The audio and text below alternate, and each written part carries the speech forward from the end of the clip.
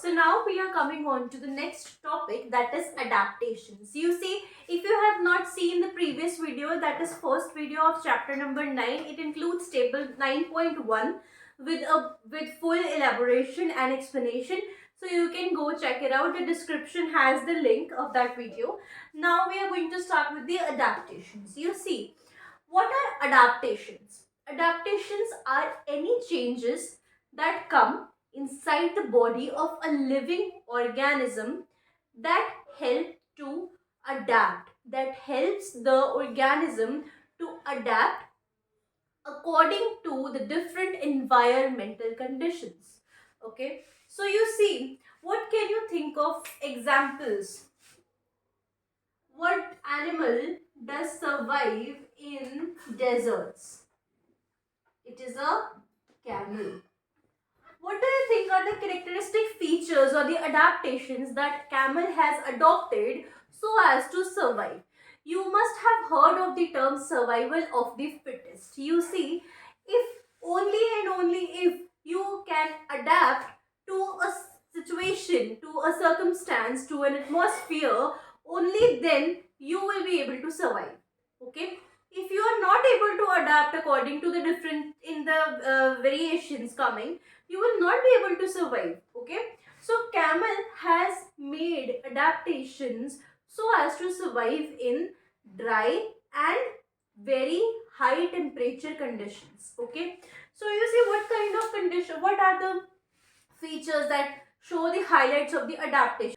Deserts have very high temperature. First point, very high temperature, so loss of water should be minimum. In camels, loss of water is minimum. Minimum loss of water. How does it happen? Firstly, the urine. Camels excrete very little amount of urine. Okay, so first is little urine, right? Next is, when you talk about excretion only, now when you poop, there it has a lot of water again, so that camel dung is very dry, so that the loss of water is kept minimum. So it excretes dry dung. Okay, camel can survive without water for a long time, for a lot of number of days, right? How is that possible? That is possible because camel has a hump on the back, right? After the neck, it has a hump on the back side of the body where it has the capacity to store water so that it can survive for long even if it doesn't get water, right? So it has a, now this is the second point, it has a hump that stores water.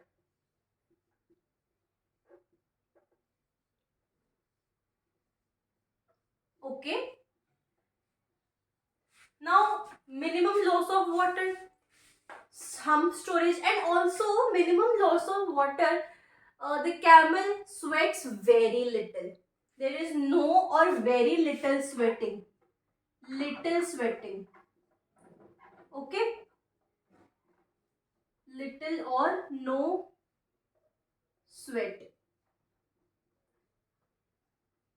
Okay. Now you see, minimum loss of water हो गया, hump में water भी store हो गया, right? What else can be the feature? Camels have very long legs, right? What are that for? When the temperature of the ground, that is the sand, is very high, then the closer you are to the sand, the more heat your body will get from the ground, right? So the camel has long legs to increase the contact, right? The contact between ground and the body, because of the long legs, it becomes more, right? And the distance, when heat rises up, the distance it travels upwards, तो जैसे जैसे ऊपर जाएगी air, hot air when moves upward, it becomes cooler. Okay, so the long legs of camel camel to absorb very little amount of heat.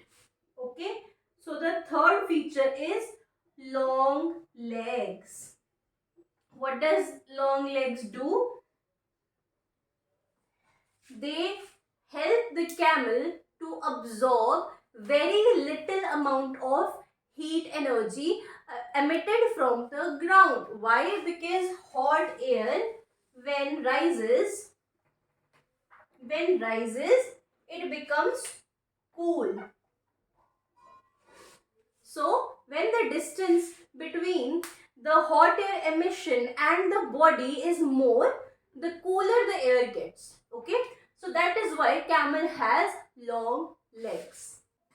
Now we have understood about camel. Now next adaptation we are going to learn about the fish. This is the fish, right?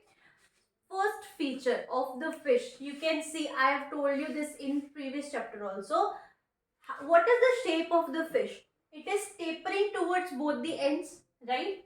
So why is it? It is for easy movement. So the first point is tapering at both ends, right? Tapering body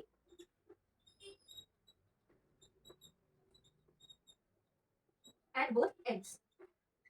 Fish has scales on the body. What is it for? Scales give the fish a slimy texture overall, and that slimy texture helps the fish to float or swim in the water easily so that it can pass away. Okay, so scales makes it easier for the fish to swim. Easy to swim. Next is it has tail and fins. Tail and fins, everybody knows what is the feature, what is the characteristic of tails and fins. It is to swim and determine. They help to swim and determine the direction. Also, they help to balance the body. Balance. Why does the fish need to balance? You see, fish swim in very deep water, okay, but still it can swim at the height, at the depth it wants to.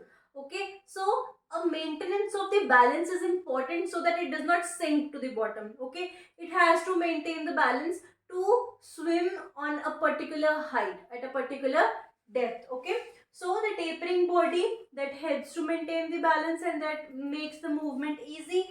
Scales again, okay, and tails and fins again. Okay, they make the body swim easier and determine the directions and balance the body. What else does a fish has? A fish has gills. What are gills for?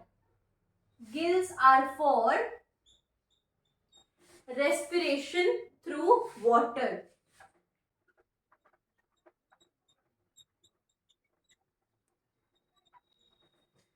Gills are for respiration through water. So all of these features help the fish to stay properly and to respire and have all the processes inside the body being functional at any depth inside the water. And all of these features help it to swim, balance, respire, and all of the other metabolism processes can be occurred inside the water, and the fish does not need to come out and it cannot survive in absence of water. Why? Because gills, they can work only inside the water. Okay, and all of these features can help the fish move only inside the water.